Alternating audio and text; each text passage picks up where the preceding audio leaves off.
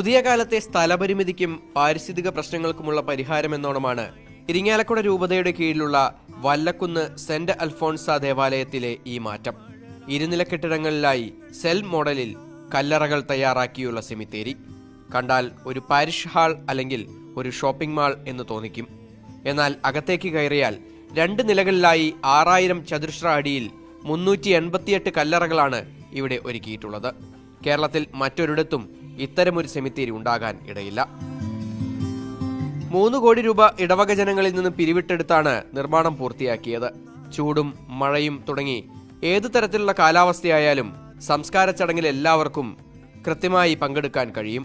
നിലവിൽ കേരളത്തിന്റെ വിവിധ പള്ളികളിൽ ഏതാനും സെൽ കല്ലറകൾ ഒരുക്കിയിട്ടുണ്ടെങ്കിലും ഒരു കെട്ടിടം പണിതുകൊണ്ട് അതിൽ മുഴുവനായും കല്ലറകൾ ഒരുക്കുന്നത് ആദ്യമായാണ്. ഏകദേശം 388ഓളം കല്ലറകൾ നമുക്കിവിടെ കാണാനായിട്ട് സാധിക്കും.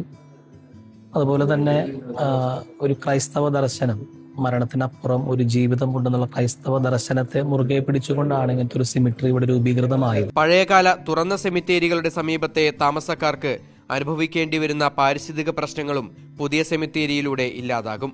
നാളിതുവരെ വല്ലക്കുന്ന് ഇടവകയ്ക്ക് സ്വന്തമായി സെമിത്തേരി ഇല്ലാത്തതിനാൽ തൊട്ടടുത്ത പള്ളിയിലായിരുന്നു മൃതദേഹങ്ങൾ സംസ്കരിച്ചിരുന്നത്. പുതിയ രീതിക്കുള്ള ഈ മാറ്റം എല്ലാവർക്കും ഗുണകരമാണ്.